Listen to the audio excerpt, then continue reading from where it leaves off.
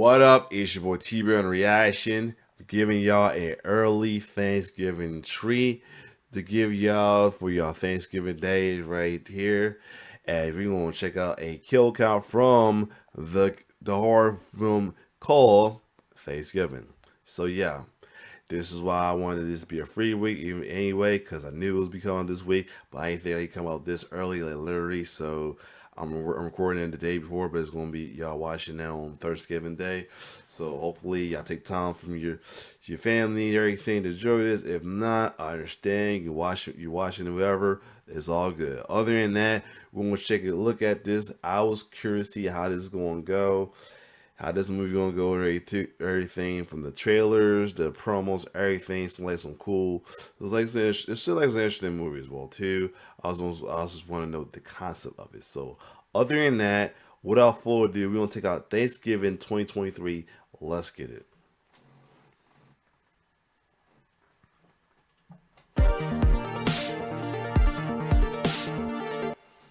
Welcome to the Kill Count, where we tally up the victims in all our favorite horror movies and show you how they were made. I'm James A. Janice, and for today's bonus holiday episode, we're looking at Thanksgiving, released in 2023. Thanksgiving is a slasher in the style of Scream and its imitators, which is great. So many horror movies are 80s throwbacks, while this one is firmly 90s pastiche, with heavy parts Scream and I Know What You Did Last Summer, the old scary movie formula. It was made by Eli Roth, whose work like Cabin Fever and Hostel are graphic and sometimes considered torture porn. Thanksgiving still has plenty of gore, but not the same nasty tone. It's way more accessible, which may have come naturally. Hold the fuck up. Hold the fuck up. That actually somebody's, oh my god, that's actually somebody's burnt up body as a Yo, this is about to be crazy already. Lord have mercy. Thanksgiving still has plenty of gore, but not the same nasty tone. It's way more accessible, which may have come naturally after Roth's House with a Clock in Its Walls, a PG-rated fantasy comedy. Thanksgiving began life in 2007 as part of Grindhouse, a throwback double feature with Planet Terror by Robert Rodriguez and Death Proof by Quentin Tarantino. Between the two films, several fake trailers played, made by their filmmaker friends, including Rob Zombie and Edgar Wright. One of the most notable was Thanksgiving, a holiday-themed slasher by Eli Roth. As a Massachusetts native, Roth had always wanted to see a slasher themed around the historical holiday. What, dude? You don't count Blood Rage? Not very proud of you. I'm Todd. With the Grindhouse trailer, he was able to make his own, which was rude and X-rated, featuring a killer pilgrim and a whole lot of TNA. Plans for a feature-length adaptation started way back in 2010, and 13 years later, it finally happened. The screenplay was co-written by Jeff Rendell, who also wrote and played the killer pilgrim in the original trailer. Roth and Rendell go all the way back to kindergarten, and even made short films together as kids. Thanksgiving is the third Grindhouse trailer to become a feature. I wanted my little homie I was react to his kill count still doing his thing though. He probably hit puberty, is grown as hell now. I mean, that should be a little inspiration for you right there as well too. I can't think of his name right now, but yeah. Hold on a second, let me find out what his name was. I'm back. So yeah, it's my little homie Logan Phillips. I want to still do his little thing there. I want to be still doing his thing with his kill counts as well too. Let me see.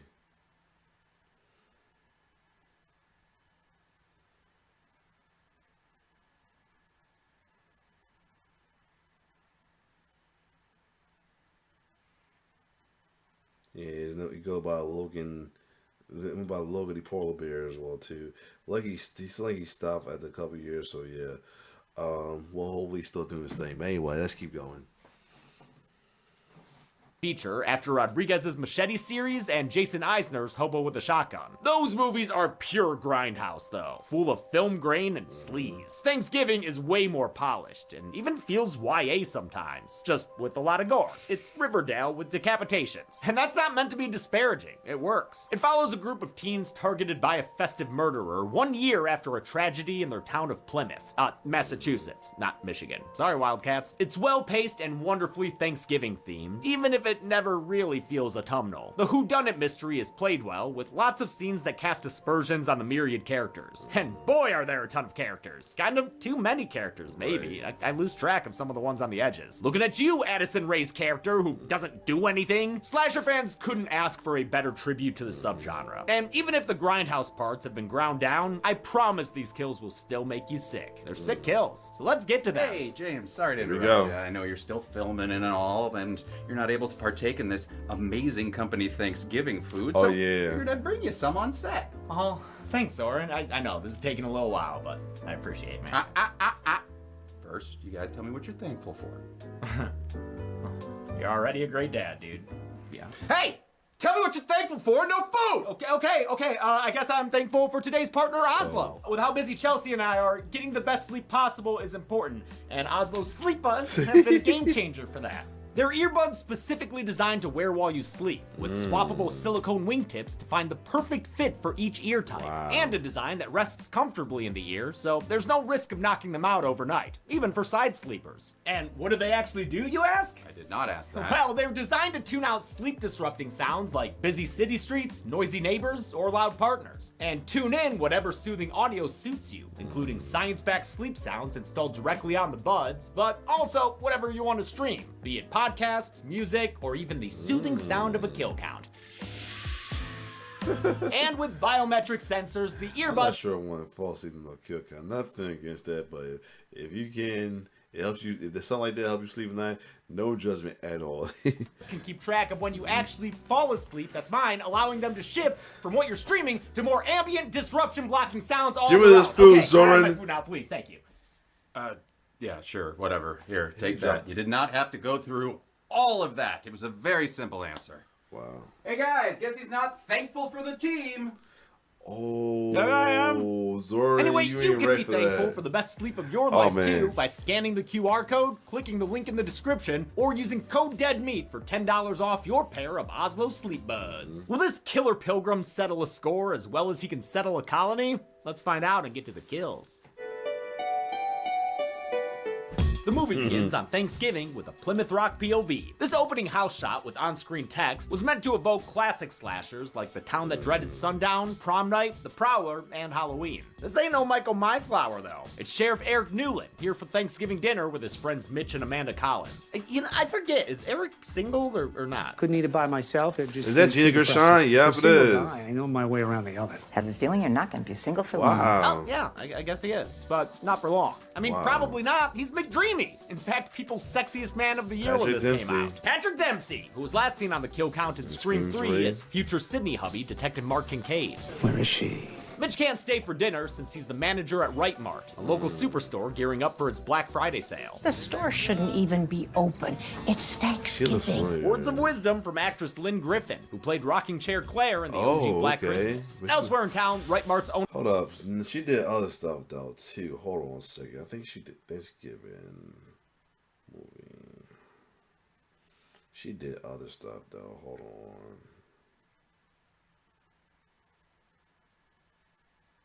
Lynn Griffin. Well, she did other than I ain't know else heard on there though. That's crazy. Black Christmas. I thought she did. I really thought she did more stuff other than that, but maybe I was wrong. Like I seen her something else, like still slightly not as old or younger. True Identity. Is that it?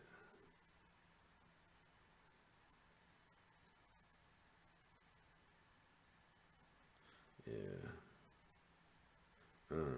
Anyway, let's keep going. owner Thomas Wright settles in for his own Thanksgiving This dinner. guy. Don't let the editing confuse you. There are, in fact, two separate dinners going on here. You can tell by the decor. Wright's is in his fancy house that's already being taken over by his new wife, Kathleen. Don't you mean our house? In the middle of our street? Thomas's daughter, Jessica, still mourns the death of her birth mother and thinks this wicked stepmother sucks. In fact, it was Kathleen's idea to open Right Mart early for Black Friday. It'll mean more money, money, money, money, thanks to this aggro mob and their need to consume. The store opens in 10 minutes. You'll get your waffle iron. Free waffle irons? Yeah, of course that's gonna ego him on. Now they're quoting Eli Roth's lines from Inglourious Bastards. 2 hits, I hit you, you hit the ground. 2 hits, I hit you hit the ground. Jessica's only relief is her pitcher boyfriend Bobby, a hotshot hometown hero. He's the golden boy with the wicked arm. They ditch the stuffy turkey stuffers to their couch combos and hop in a car to hang out with their friends, who are just absolute massholes.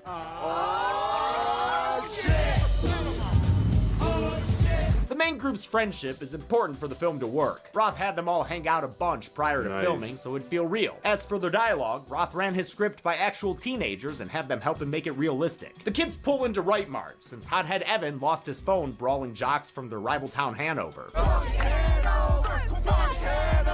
Jessica's dad owns the place, and her douchey friends act like it. Jess doesn't like doing this, but she lets her friends in through an employee entrance. It pisses off the cranky customers in line, including Lonnie, one of the Hanover kids who fought with Evan. Fuck you!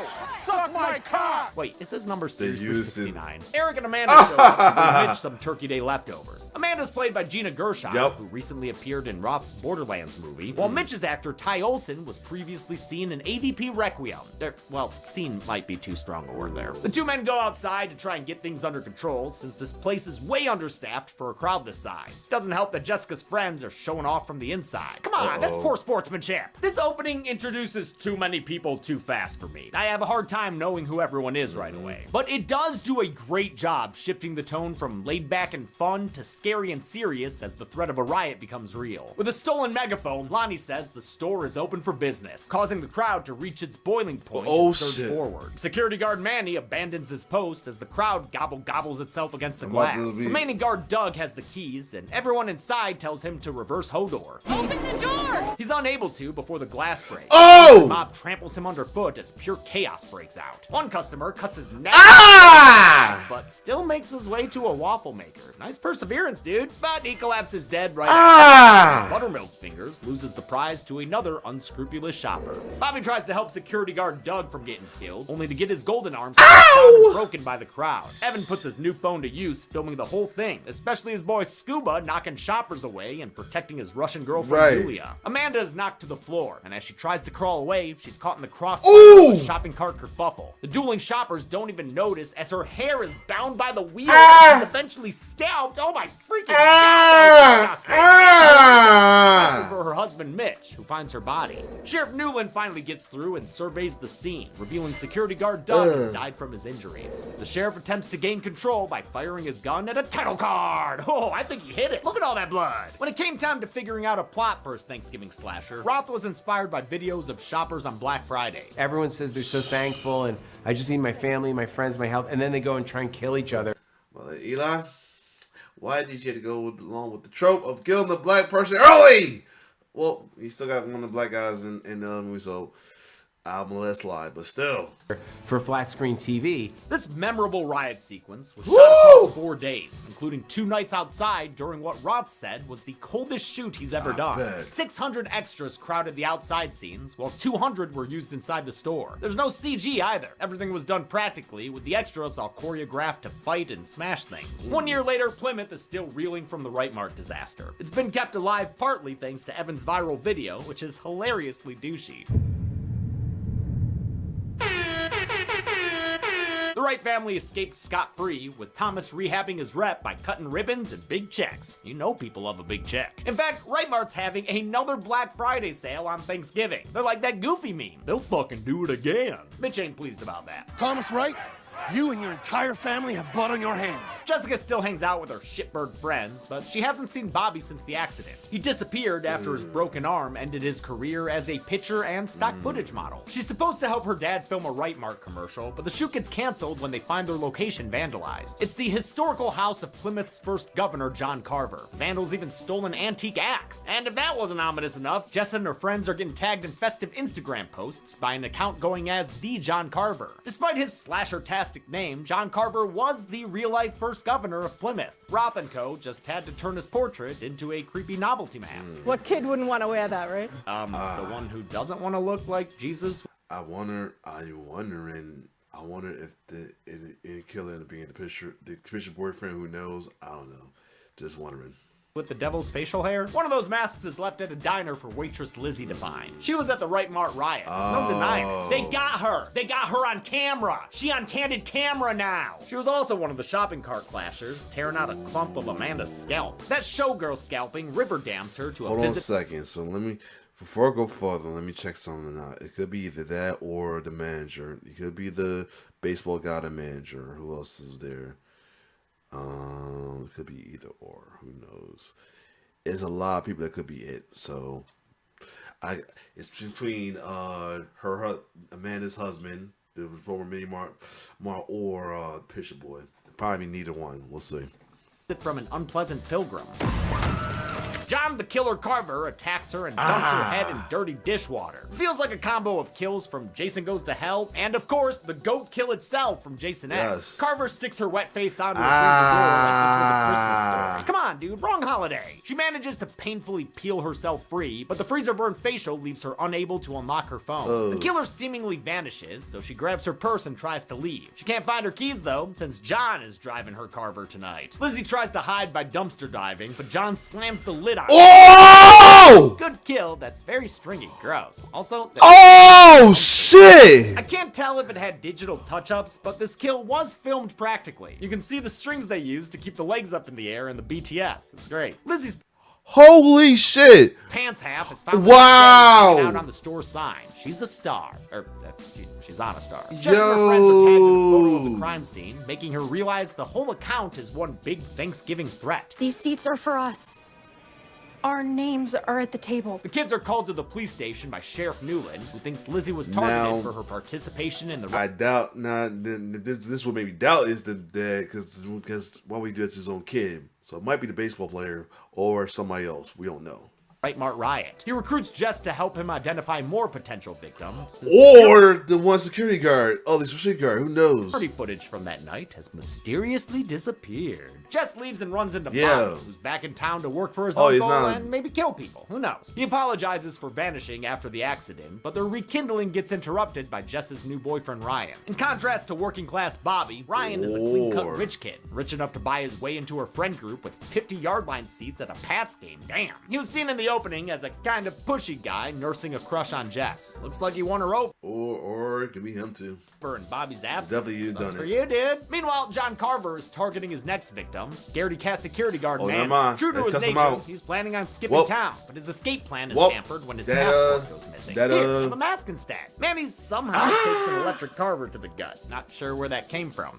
Under the table, maybe? Then he's strangled with a wire by the Carvemeister until it cuts through skin and bone and he's decapitated. The killer earns some Alright, never mind. That's got some out. brownie points with a lot of the Literally? audience by feeding Manny's good kitty before they Wow. leave. Manny's head is staged alongside Lizzie's top half for another Instagram threat. It Oh, ushers Jess to break God. into her dad's office and get the backup security footage from last year. Turns out stepmother Kathleen had deleted it from the store server to avoid Right Mart getting bad press. Jess prints photos of the people who were there and on her way out runs into her dad. Thomas gives a surprisingly sincere apology for his recent behavior. So when I met Kathleen, I felt alive again. I was willing to just overlook all flaws, and it might have been at your expense. You could start to see this realization come to him in an earlier conversation with Jess. All the credit in the world to actor Rick Hoffman, who's able to take an outwardly sleazy character and play him like he has a heart somewhere deep down inside. We last saw Hoffman on the channel in Roth's Hostel. Bobby joins Jess to meet with Sheriff Newland and help identify several Right Mart rioters, including Lonnie and his cheerleader girlfriend Amy. She also points out her boyfriend Ryan met with security guard Doug, despite his earlier claim that he didn't know anyone at the store. Be careful who you trust. Both of you. Over in Hanover, Lonnie's putting his jocks through their paces. He's pulled away by Amy for some horny high school shenanigans in the form of a trampoline strip tease. While Amy gets bare butt and bouncy, Lonnie gets a bone-breaking spine. Ah! You're missing the show. Amy's unaware until Carver pokes some holes in her routine, and Oh! it's a painful and memorable fact that makes Oh! Oh! worse than usual. Addison Rae has a background in Oh! and wound up being the stunt double for Amy in the scene. They even left some frames in the film where it's identifiably her. The sequence is ripped straight out of the Grindhouse trailer, although the original was a lot more Girls Gone Wild and painful. I'm honestly shocked by Roth's restraint here. This butt's the only nudity in the whole movie. Remember Hostel? Roth actually filmed the Thanksgiving trailer in Prague right after finishing Hostel 2. He shot it in 2 days for $100,000 and used a lot of the movie's cast and crew members, including the special effects team. The murders get the upcoming football game canceled, but they can't cancel Thanksgiving spirit. Blunderbuss! McCarty there gets by selling unlicensed guns and hosting parties for underage high schoolers to get wasted. He's a pretty good marketer. You guys should come. You're a It's the creep. only place in town you won't get killed. When it comes to his old-fashioned firearms, Jess is familiar. First commercial my dad made me do. Took it so seriously, he insisted I learn how to pack it. Made me do it over and over again. Huh, wonder if that'll come in handy later. Jessica waits to leave with her friends, but Evan and, what is it again? Abby? Gabby? They get sidetracked in the empty high school hallways. That's weird. Oh! Jess goes inside to look for them, only to find the business end of John's turkey carver. He chases her into the school's hairstyling classroom? Damn, this place is bougie as hell. But she hides among the wig heads and manages to escape after blinding him with a can of hairspray. She's saved by the cops outside, and the teens regroup so they can start throwing accusations at each other. I love Ryan pushing Bobby's coat off of Jess's back. He's such a little weasel, I love it. Bobby confronts Ryan about his right mart lies, but he reveals he was just hitting up Doug for drugs. Doug for drugs. Yes, Adderall. That is what smart kids do, so we can get into Ivy League schools and guys like you can tow our Porsches. These two have been sniping at each other the whole movie, like when Ryan was shopping at the Pilgrim Fashion District downtown. They'll get you saying, gosh darn, I look good. Kinda hard to look tough in those threads, though. You know, if you weren't leaving in a few days, I would knock your teeth out. Sir, there is a buckle on your hat. At this point, Jess thinks both these guys can fuck off, so she pairs with Scuba to go on the offensive. And yeah, dude's name is Scuba. They explain it. Why do they call you Scuba? My last name's Darby. What's your first name? Claude. Yeah, Scuba's better. Just makes me think of Venture Brothers. Say scuba. Yo, this is good. It sounds Feels funny. me crazy. Scuba. Scuba. That does. They head to a house party being thrown by McCarty. The McCarty party, naturally. His babyface bouncer Jacob's been putting out flyers for it all over town, like a little party page boy. McCarty provides Scuba with some firepower, free of charge, since it seems like he actually kind of cares about these kids. Nice. Be careful out there, huh? Keep yourself alive long enough to return that thing. I like how this movie gives depth to characters who would normally be scummy slasher fodder. McCarty is based on effects artist Mike McCarty, a friend of Rendell and Roth's, who Hold on a second. I'm starting to cold. Let me get my hoodie. I'm back. All I had to put the hoodie on. All of a sudden, it's got an extra color. Like, it's like getting chills out of nowhere. Anyway, let's keep going. who also had a brief appearance in the OG trailer. The real McCarty has worked on everything from Leprechaun 3 to Transformers. Jess and Scuba FaceTime Scuba's girlfriend Yulia, who's trying to put in her contacts, which for some of you will be harder to watch than any of the gore. This shit is visual and nerve-wracking.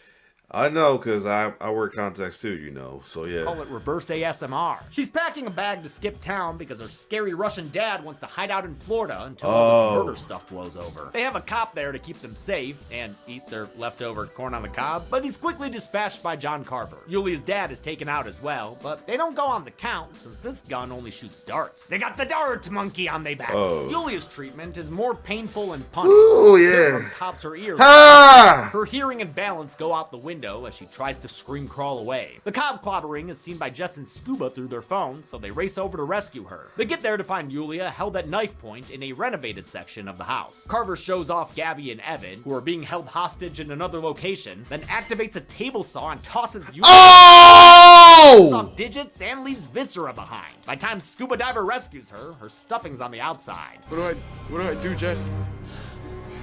Jess, what do I do? Not much you can do, dude. Just sit there and be traumatized, I guess. Yeah, that's just some good acting. When you talking like that, that's like traumatized. That was some good acting right there. You bet somebody gonna probably call like, why he sound all not monotone? No, that's traumatization. That's trauma right there. That is trauma right there. That's somebody being trauma. That is somebody traumatized as seeing their girlfriend fucked up like that. Yeah. Yes, the latest murder finally convinces Thomas to close Right Mart on Thanksgiving. With Gabby and Evan still missing and a target on their backs, Jessica says she's tired of hiding. She suggests setting a trap at the Thanksgiving Day parade with Scuba and the Wright family on the Right Mart float. They'll bait Carver into attacking. It's gonna be it's gonna be his wife, the one to get baked up. Cause I remember somebody get baked up in the trailer. Oh shit. Them at the end of the route where the cops will be waiting. And just in case anything goes wrong, McCarty gives her a good luck charm. Oh, it's my dad's range from Iraq. He said it kept him alive. More nice guy points for McCarty. Who'd have thought? That still makes a living getting kids drunk, though. The parade kicks off as planned. The whole town is there, including the Plymouth Circus and the Booze for Kids float. Brought to you by Booze for Kids. One problem with this plan, though, is that everyone and their mother is dressed like John Carver. It's like I know what you did last summer villain here. The Johns Carver do eventually attack, but turns out they're just Mitch and a band of Right Mart protesters. The real danger is the scary-ass clown who chops off the head of the parade's Thanksgiving mascot in another kill lifted directly from the trailer. Same costume, same camera angle, and everything. And this wasn't a random victim either. Earlier, Jess pointed out the performer as one of the Right Mart rioters. Lionel. He goes to our school. He's always the turkey in the parade. He was also part of the cart battle that ultimately killed Amanda. If you did want a completely random victim, though, we got you covered. During the chaos, the Right Mart Mayflower sails free, and its bowsprit with his blood spraying. Oh, what the fuck? Oh my god! And daughter's off. Oh, that's fucked up. That is fucked up. Production. That is totally fucked up. In front of the kids, that is totally fucked up. Oh my god.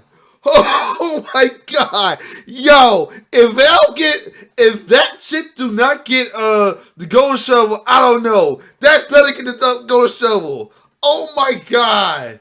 That Designer Jesus Christ. Jesus Christ.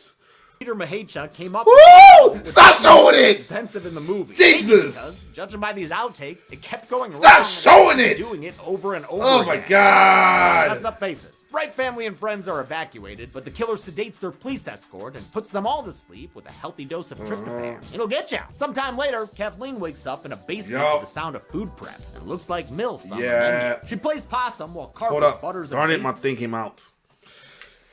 Yep, I thought so. I thought it was to be her to be the one to be the I'm really curious to see who the my hair's all placed. I think it's that new boyfriend. I think it's the boyfriend with the crush. I think it's him, but I could be wrong. It's either the boyfriend with the crush or the dude whose wife got ran over. It's definitely out of them two. And like I said, I think I'm gonna cancel out the baseball boyfriend, the baseball guy too, on the cool. So yeah.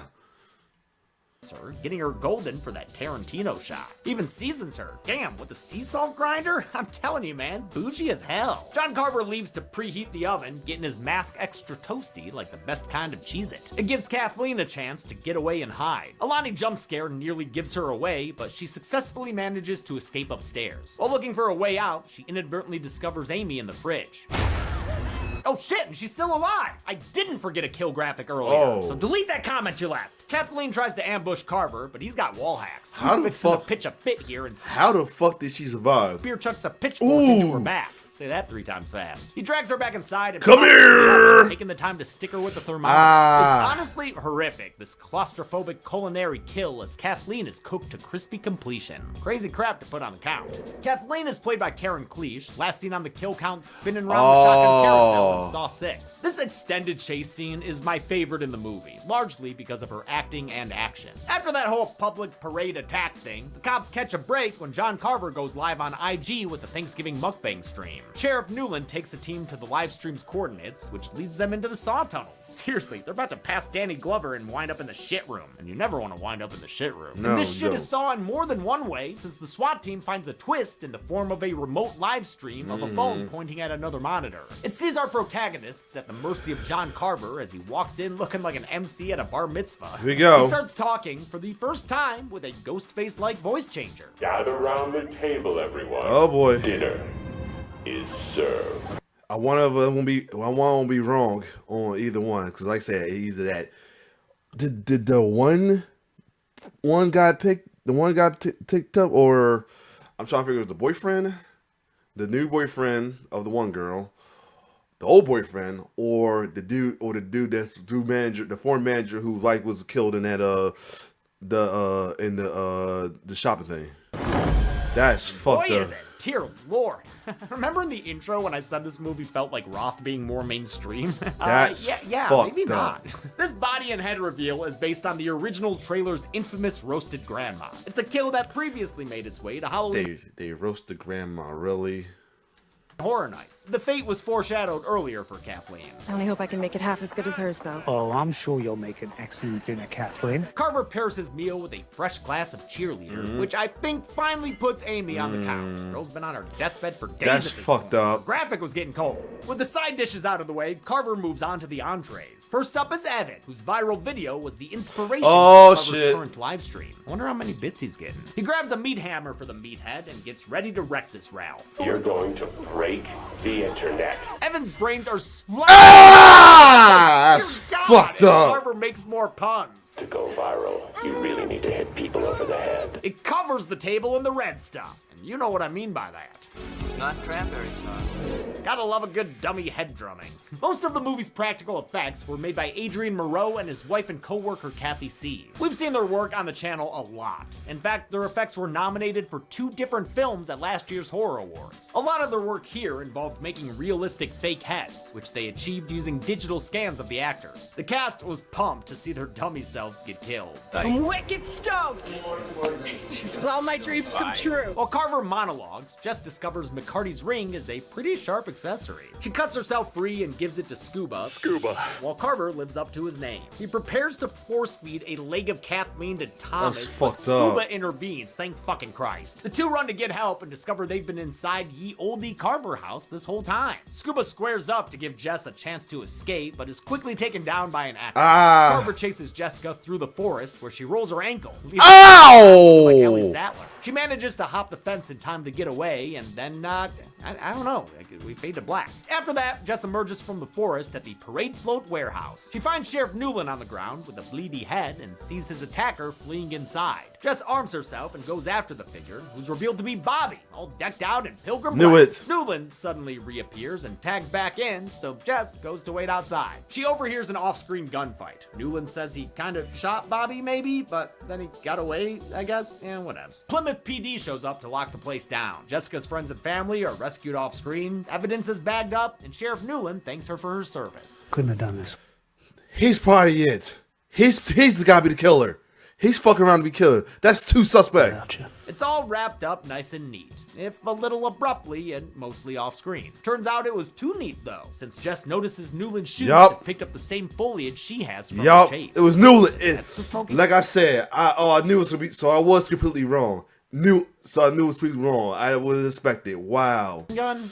Okay, sure. A series of flashbacks confirms Newland was the killer. Jess tries to downplay the revelation, but the disenchanted look on her face lets Newland know he's caught. It's like fumbling on the 1-yard line. He's been using Jessica to help him make a list of victims. As she points out Right Mart shoppers, he takes them out to avenge the death of Amanda. Turns out the two of them were having an affair. She was even about to leave Mitch since she was carrying Newland's unborn child? You took my family from me. Damn, so there was no world where Mitch got a happy ending, huh? That whole thing with Bobby Jess walked in on was a setup. I had him drugged, dressed up, ready to be shot.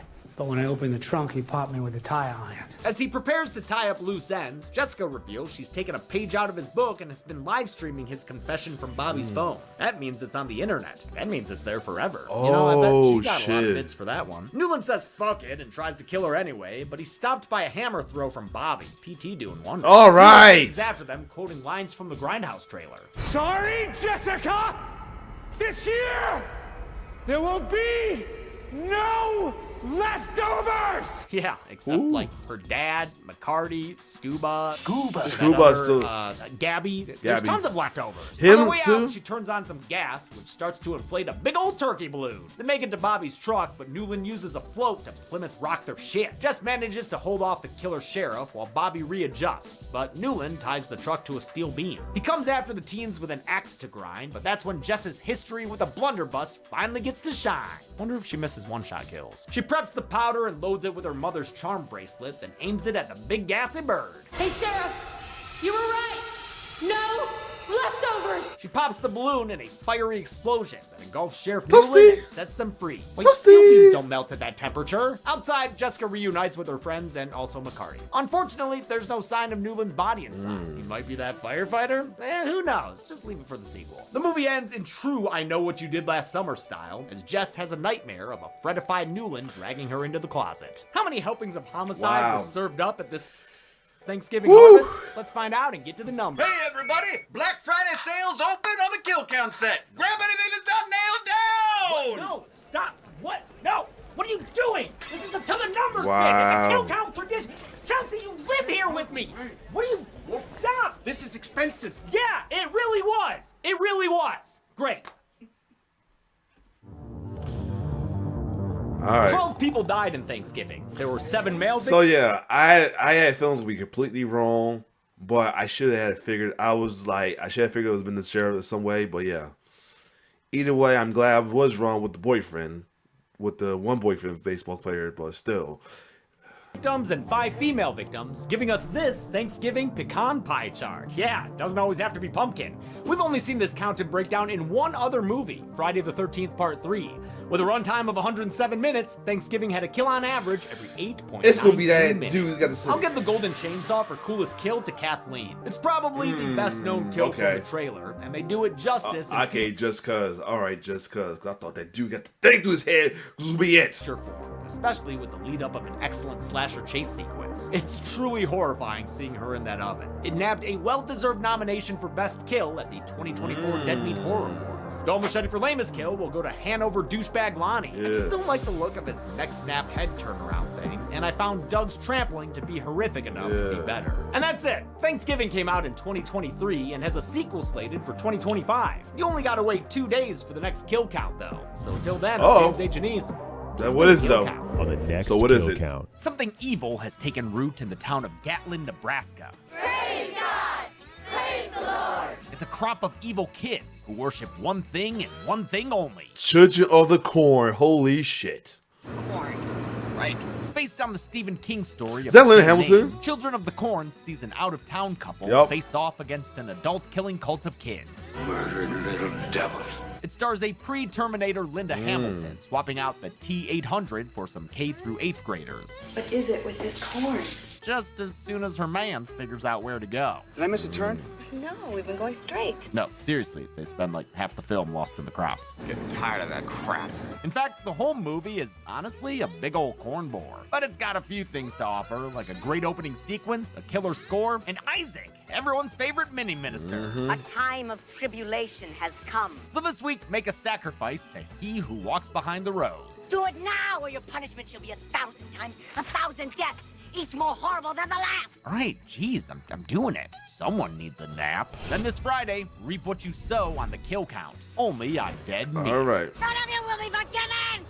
All of you shall feel his wrath. Children of the Corn. You can currently be watched on the pictured streaming platforms. Dead Meat always recommends you watch the movie for yourself before its kill count. It's the only way to have your own properly informed opinion. Kill counts are never meant to replace the experience of watching a film. Thanks a lot for watching this Thanksgiving kill count, and thank you to the Dead Meat crew who came over just literally to film that to the numbers bit. This is the last time this year that you'll have 2 kill counts come out in a week. I wanted to have special holiday episodes for Christmas and New Year's, but we're just running out of time here, man. The work has just been stacking up on top of each other, and we're all just trying to have a holiday break so that we can see friends and family. And of course. Sleep. And just as a constant reminder, next year I will only be doing kill counts every other week. You'll get Zorn video game kill counts once a month, so you'll still have episodes come out 3 times a month. But as far as movie kill counts hosted by me, that's going to be every other week instead of every week. That will allow us to focus on different, larger projects. So that's perfect. So that means that's perfect because with that being said, I can make room for the pro week there as well too with newer kill counts, or I can make it or whatever. But other than that,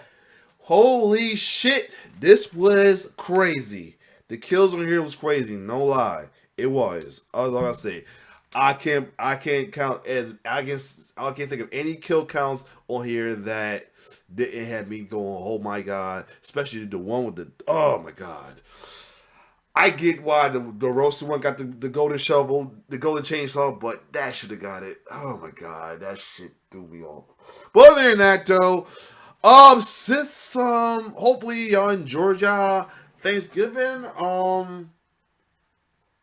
I will debate on if I will pull a poll out for a poll out. I will debate on probably when y'all watch right now. But pull out, after y'all watch it to see if I should still do a kill count for Friday. Depends if I'm free. If not, I'm gonna leave it be. Other than that, if I do out a poll, I'm just gonna take one out the hat. But other than that, if not, it's gonna be our that or give it to the runner up. I'm trying to remember who was a runner up. I will let y'all know. Other than that, if y'all like my reaction, like, share, subscribe to my YouTube channel. I gotta remember who was a runner up the last one. If like I said, if like I said, I will think about the poll. If I do no poll and I have time to do a kill count, the runner up from last from the losing pair will from the winning pair will get it. Other than that, and that'll be a good move. Free up not one, not two, but 3 spots for the next poll week. Other than that, if you like my reaction, like, share, subscribe to my YouTube channel. It's your boy T-Bird signing off. And hold up. It's your boy T-Bird signing off. And I hope y'all enjoyed y'all Thanksgiving. Enjoy your holiday and be safe out there. It's Black Friday, so you won't run to have no instant like on that right more scene. Anyway, it's your boy T-Bird signing off. One love.